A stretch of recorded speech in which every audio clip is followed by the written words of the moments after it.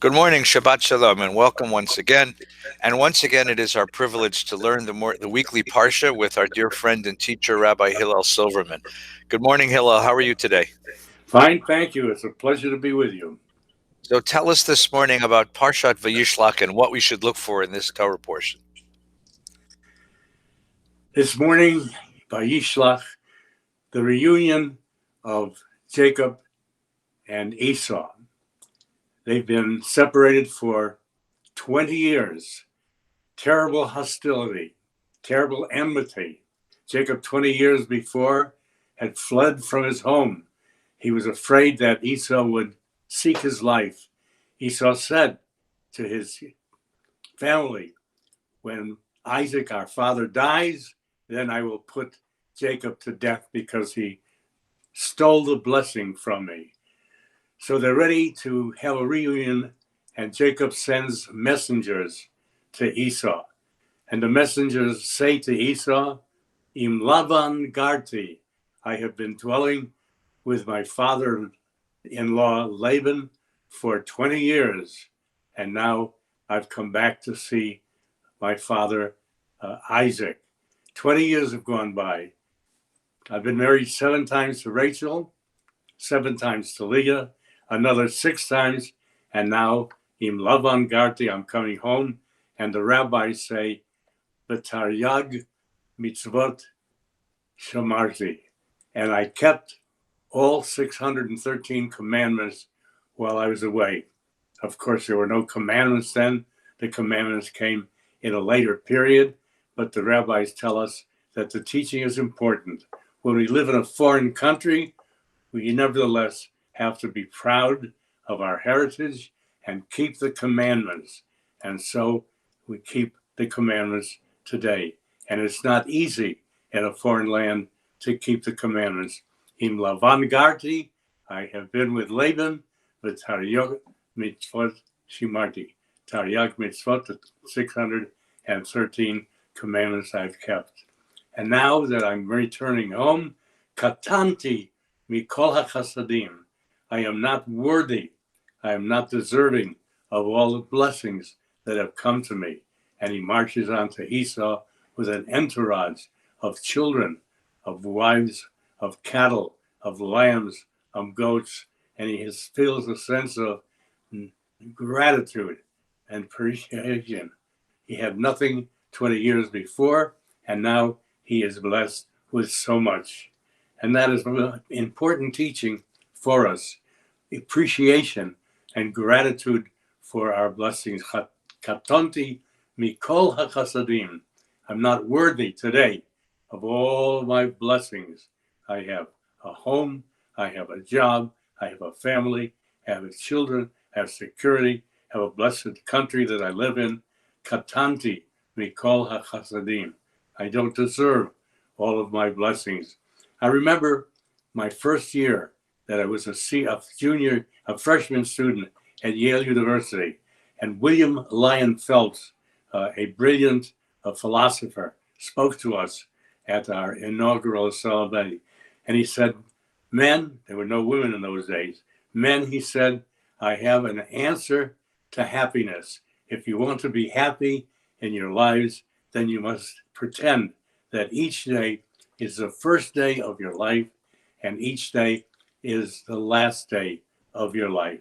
The first day of your life, everything is new, everything is wonderful, everything is interesting, beautiful, happy.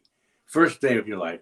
Also pretend it's your last day of life, that you will never have these blessings again.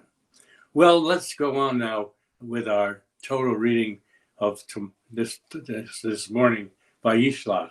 And so Esau is met by Jacob, who comes to meet him, and he has with him an entourage of gifts for Esau.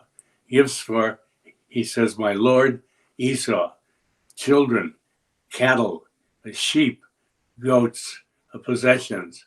And he says to Esau, when Esau says, who are these for? He says to Esau, these are yours. And Esau says,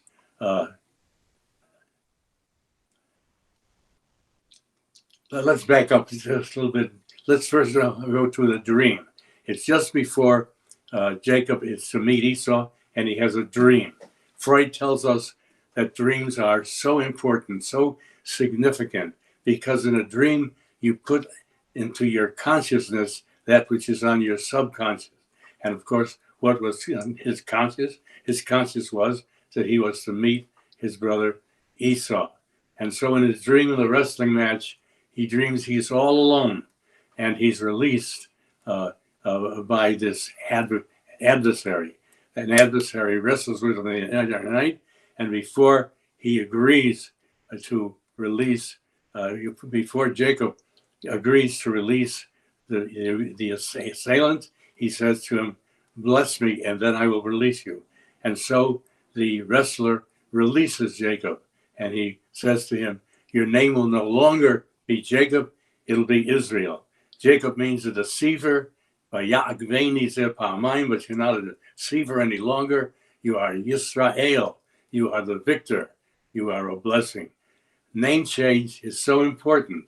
When the new state of Israel in 1948 was declared, the parliament gathered to find the proper name for this new country.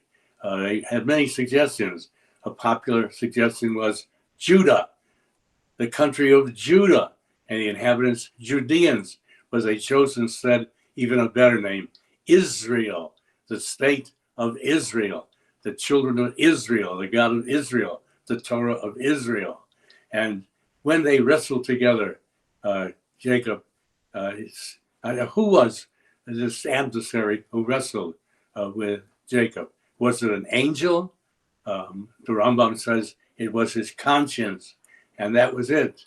Jacob was wrestling with his conscience, and Jacob and Israel are within us today.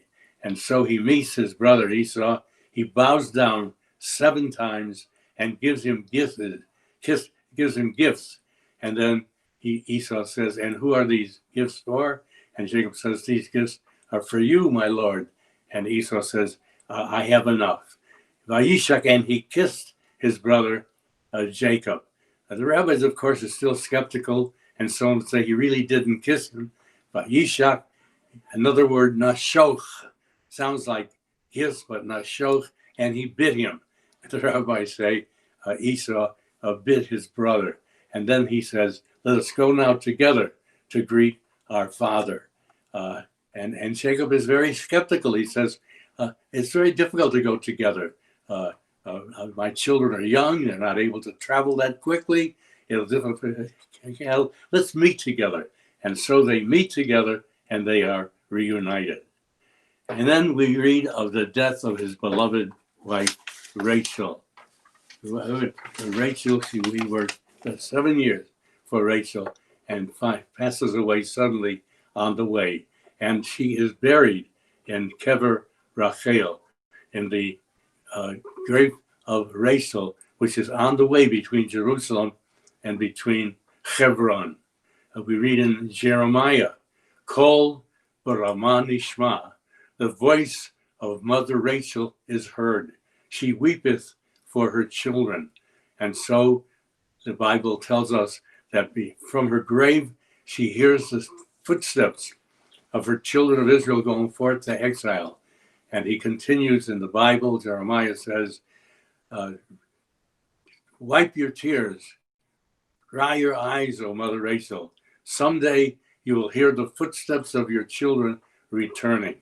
This is a vision of Rachel in Ramah. And of course, this came to pass after thousands of years, that the footsteps of the children of Israel could be heard in Kever Rachel returning. This passage is so important that it is read on the 2nd day of Rosh Hashanah. Later in the Bible, Jacob mentions the fact, with regret, that he buried Rachel on the way. And now I want to pose a very, very important question to you. My question is, in the book of Genesis, we have such bizarre and terrible stories, especially in the book of Genesis, stories that are hard to believe. How can we accept the Bible? We are disturbed by these stories. How can these patriarchs have endured such escapades? We read that Abraham banished his 3 times, masqueraded his wife Sarah as his sister so that he would not be injured. We read of the deception of Isaac by his wife Rebekah and by his son Jacob, who steal the blessing intended for Esau to Jacob. We read how Laban, the father-in-law of Rachel, substitutes on the wedding night his daughter Leah for Rachel. We'll be reading next week of the kidnapping of Joseph by his brethren. How can these stories appeal to us? How can we have patriarchs who are guilty of these misdeeds? The answer, of course, is that these were human beings, that these individuals were living human lives, and every human being has a failing. From these stories, we must learn important lessons of ethics and morality, because these patriarchs lived in a society of adultery, society, in an age of idolatry, an age of bloodshed, and yet they were able to give to the world a revolutionary message of one God who created us and to whom we are responsible. When the patriarchs appeared, this was an age in which gods were fighting with themselves, where there was terrible idolatry and bloodshed and adultery and robbery. Gods were fighting. And at the same time, these patriarchs, Abraham, Isaac, and Jacob, appeared, and they have the revolutionary message to give to the world. And so we come to Sinai, the 10 Commandments after the crossing of the Red Sea, and they lived in Egypt for over 1,000 years. And at this time, we had these important prophetic messages. Isaiah, thou shalt beat the swords into plowshares and your spears into pruning forks. Lo yisrael goyel goychero, nation shall not lift up a sword against nation, neither shall they learn war anymore. We have during this period the important statement of the prophet Micah, that what does the Lord require of thee?